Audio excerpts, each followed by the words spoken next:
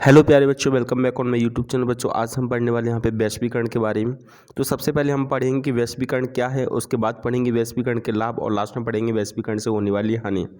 तो अगर आप इस चैनल पे पहली बार आए तो वीडियो के एंड तक जरूर बने रहिए। वैश्वीकरण का जो टॉपिक है वो बिल्कुल क्लियर हो जाएगा। तो चलिए शुरू करते हैं। सबसे पहले वैश्वीकरण क्या है, तो वैश्वीकरण का मतलब समझ लेते हैं। वैश्वीकरण का मतलब ये होता है बच्चों, जैसे मान के चलिए हमारा देश है भारत, ठीक है, भारत है और अमेरिका की कोई कंपनी जो है वो भारत में क्या करना चाह रही है, व्यापार करना चाहती है, यानी कि अपने उद्योग को स्थापित करना चाहती है। तो हमारे देश की सरकार उस कंपनी को स्थापित करने के लिए कुछ ऐसे सरल नियम बनाए जिससे वो अमेरिका की जो कंपनी है वो भारत में अपने व्यापार को बड़ी ही आसानी से स्थापित कर दे, ठीक है, उसको ज़्यादा परेशानियों का सामना ना करना पड़े, यानी कि ज़्यादा कम से कम टैक्स हो। और जब वो अपनी वस्तुओं को, जो बनी हुई वस्तु उसको बेचे तो भी उसको ज़्यादा टैक्स न चुकाना पड़े, जिससे कि वो कंपनी फ़ायदा में रहे, ठीक है। तो इस या और ज़्यादा शर्तें कठिन ना हो, तो ये जो प्रोसेस होती है इसी को क्या बोलते हैं, इसी को वैश्वीकरण कहते हैं। तो वैश्वीकरण का मतलब समझ में आ गया। वैश्वीकरण का सिंपल सा मतलब ये है कि विश्व का कोई भी देश किसी भी देश में क्या कर सकता है, अपने उद्योग को स्थापित कर सकता है, अपने माल को क्या कर सकता है, बेच सकता है। क्लियर। जैसे भारत में जैसे कोई प्रोडक्ट है, जैसे मसाले हैं, भारत अपने मसालों को कहीं पे विश्व में बेच सकता है। वो किसके कारण बेच रहा है, वैश्वीकरण की प्रक्रिया के कारण। क्लियर। वैश्वीकरण का मतलब हो गया, ठीक है। तो आप डेफिनेशन समझ लेते। तो वैश्वीकरण का मतलब क्या है बच्चों, देखिए, जब विश्व के सभी देश व्यापार के लिए उदारीकरण की नीति को अपना लेते हैं तब विश्व के सभी देशों का, सभी बाजारों का क्या हो जाता है, एकीकरण होता है। उदारीकरण का मतलब ये होता है कि लाइसेंस प्रक्रिया जो होती है, लाइसेंस बनाने की जो प्रोसेस होती है उसको सरल बनाते हैं, ठीक है। व्यापार करने के नियम, कायदे, कानून को अगर सरल बना दिया जाता है तो उसी को उदारीकरण बोला जाता है। क्लियर। इसे ही तो विश्व के सभी बाजारों का एकीकरण होता है। तो विश्व के सभी बाजारों का एकीकरण का मतलब ये है कि विश्व में एक देश कहीं पे भी अपना व्यापार कर सकता है, तो सभी बाजार क्या हो गए, उससे एक हो गए, ठीक है। तो इसी प्रक्रिया को ही क्या कहते हैं, वैश्वीकरण कहते हैं। क्लियर हो गया। अब आगे पढ़ते, देखो, वैश्वीकरण की प्रक्रिया के अंतर्गत किसी विशेष देश की कंपनी अपने देश के अलावा अन्य किसी भी देश में अपने उद्योग स्थापित कर सकती है, यानी कि जो कंपनी चाहे तो वो अपने देश के अलावा कहीं पे भी अपना उद्योग स्थापित कर सकती है और उत्पादित माल और बने हुए माल को कहीं पे भी क्या कर सकती है, बेच सकती है। तो इसको ही बोला जाता है वैश्वीकरण। तो उदाहरण के लिए समझते हैं, यहाँ पे उदाहरण देखिए, भारत में उत्पादित मसालों का व्यापार भारत के अतिरिक्त अन्य देशों में भी किया जाता है। तो ये इसका एग्जाम्पल है। क्लियरली समझ में आ गया वैश्वीकरण क्या होता है। चलिए अब पढ़ते हैं हम वैश्वीकरण के लाभ।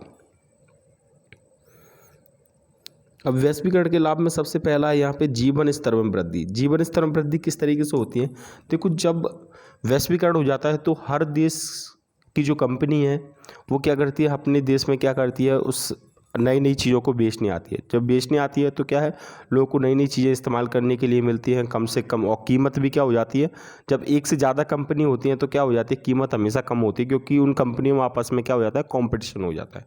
तो यही है, देखो, वैश्वीकरण से जीवन स्तर में वृद्धि होती है क्योंकि उपभोक्ता को पर्याप्त मात्रा में उत्तम किस्म की वस्तुएं कम कीमत पर मिल जाती हैं। क्लियर।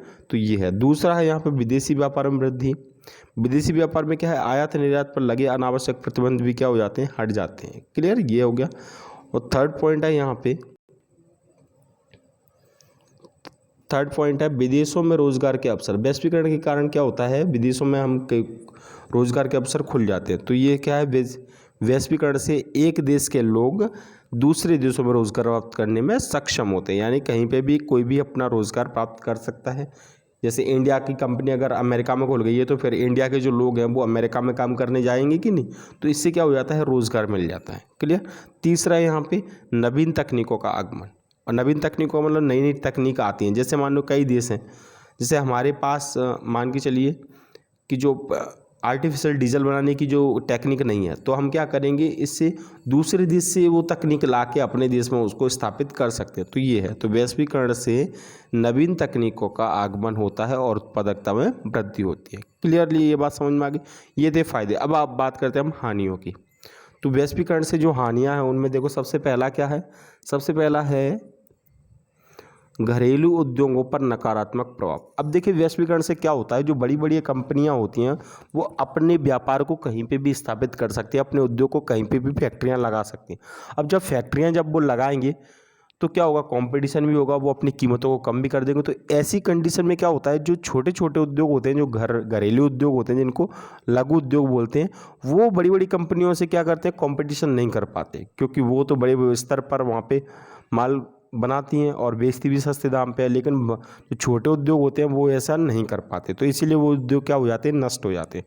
तो क्या लिखा है देखिए यहाँ पे कि वैश्वीकरण के फलस्वरूप बहुराष्ट्रीय कंपनियों के आगमन से कमजोर घरेलू उद्योग उनसे प्रतिस्पर्धा न कर पाने के कारण धीरे धीरे क्या हो रहे हैं, समाप्त हो रहे हैं। क्लियर। तो वैश्वीकरण के कारण जो छोटे उद्योग होते हैं वो क्या हो जाते हैं, समाप्त हो जाते हैं। तो ये इसका एक बड़ा नुकसान है। ठीक है। उसके बाद अगला यहाँ पे उपभोक्तावादी संस्कृति का प्रसार। ठीक है। बहुराष्ट्रीय कंपनियों की आक्रामक प्रचार प्रसार शैली ने देश में उपभोक्तावादी संस्कृति का प्रसार किया। उपभोक्तावादी संस्कृति का मतलब ये होता है कि हमको क्या है, वो ऐसी जो बड़ी बड़ी कंपनियां होती हैं वो ऐसी चीज़ें हमको प्रोवाइड कराने लगती हैं जिससे हमें बहुत ज़्यादा आराम मिलने लगे। आराम मिलता है तो हम कैसे हो जाते हैं, थोड़े उपभोक्ता बन जाते हैं, कस्टमर बन जाते हैं उनके। वो हमको किसी भी तरीके से यूज़ कर सकते हैं, हमें नई नई चीज़ें दे के हमको आलसी बना दें। क्लियर। उसके बाद अगला है यहाँ पे तीसरा, विलासतापूर्ण वस्तुओं की भरमार। अब क्या हुआ है, देखो जब वैश्वीकरण से एक और ये नुकसान है कि विलासतापूर्ण मतलब जो ज़रूरी चीज़ें हैं जैसे रोटी कपड़ा और मकान, ये तो मिल ही रहा है, साथ में कुछ वो ऐसी वस्तुएं भी हमको प्रोवाइड कर रहे हैं जो कि हमारे ज़्यादा काम की नहीं है, यानी कि सिर्फ वो लग्जरी लाइफ है, जैसे बड़ी बड़ी कार। ठीक है। करोड़ों में कार आती हैं, इस टाइप की जो बड़ी बड़ी कार है, तो ये क्या करते हैं, तो ये हमें एक विलासतापूर्ण जीवन व्यतीत, जिससे क्या होता है, ये भी कहीं ना कहीं भी एक ड्रॉबैक है। तो क्या है, वैश्वीकरण के कारण आज देश में आम उपभोक्ताओं की वस्तुओं की तुलना में विलासतापूर्ण वस्तुओं की भरमार है। क्लियर। और लास्ट में है यहाँ पे आय वितरण की विषमता। आय वितरण की विषमता क्या है, वैश्वीकरण के कारण गरीब देश और गरीब और अमीर देश और अमीर बनते जा रहे हैं। इसका रीज़न ये है कि देखो, वैश्वीकरण का फ़ायदा कौन उठा सकता है, जो पैसे वाले, क्योंकि जो बड़े बड़े उद्योग हैं, तो बड़े बड़े उद्योग के लिए बहुत ज़्यादा पैसा चाहिए होता है, और पैसा जो है वो पैसे वाले देशों पर ही होगा।